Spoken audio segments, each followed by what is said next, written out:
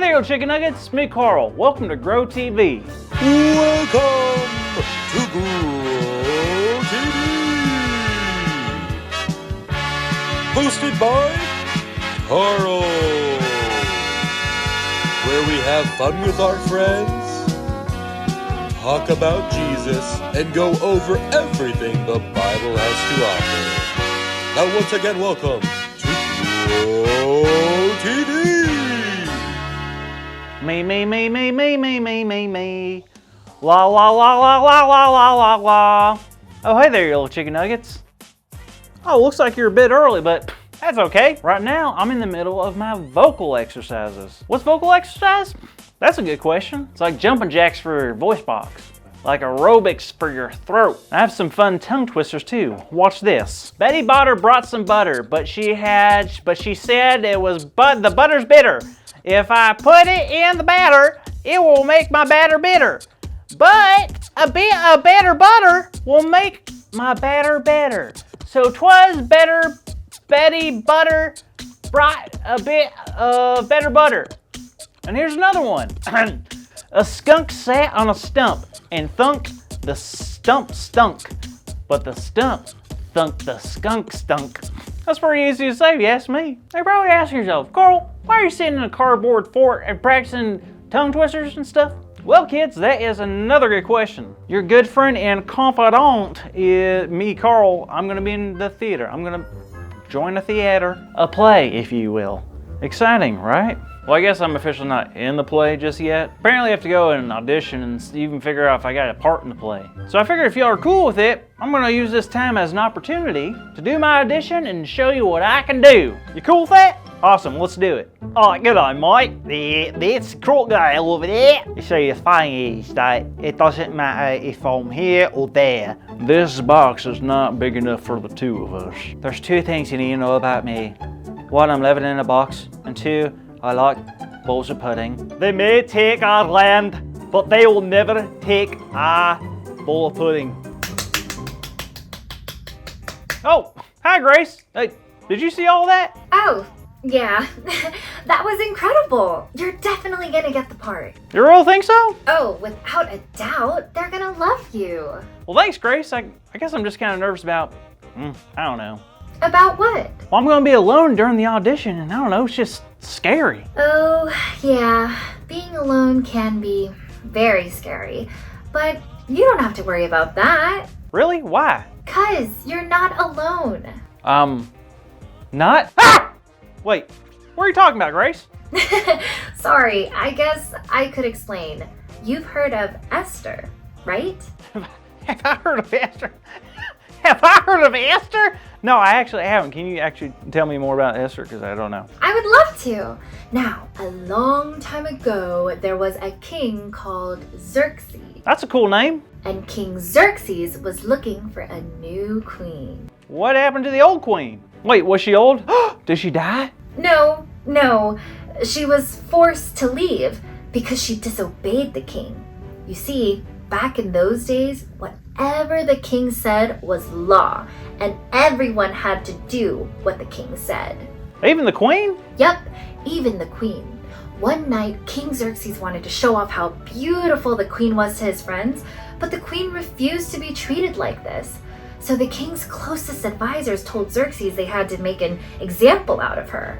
So he kicked her out of the palace and began the search for a new queen. Whew, that's rough. So how'd they find the new queen? I bet it was a beauty contest. I've won my fair share of those before, so yeah. I'm sure you have, but you're pretty much right. It was a beauty competition.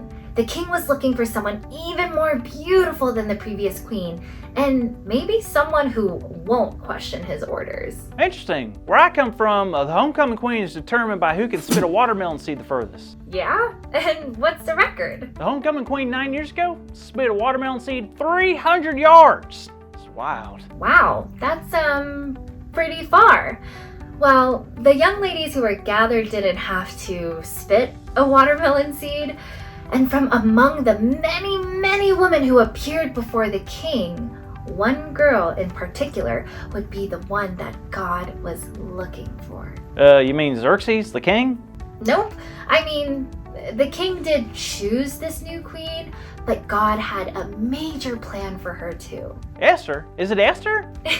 It sure was.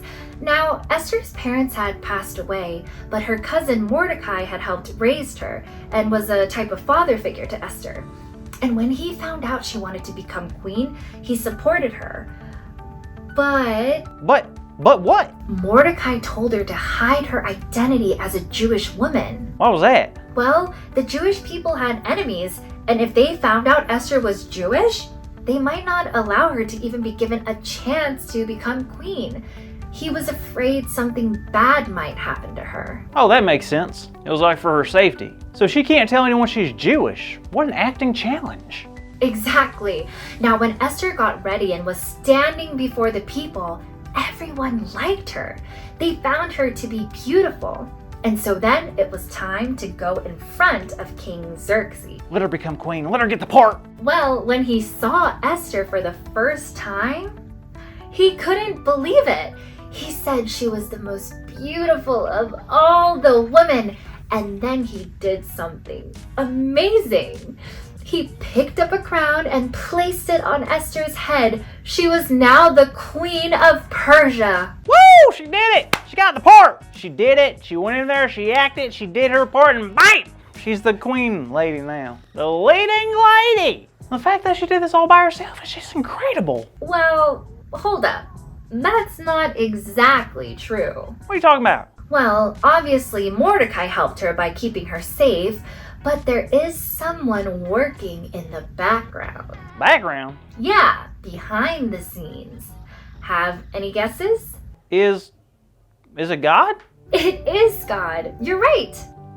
But how is that possible? God wasn't mentioned once in this story. That's the thing I wanted to share with you, Carl. Just because we can't see or hear God doesn't mean that God isn't there. Really? Of course, God promises to be with us always.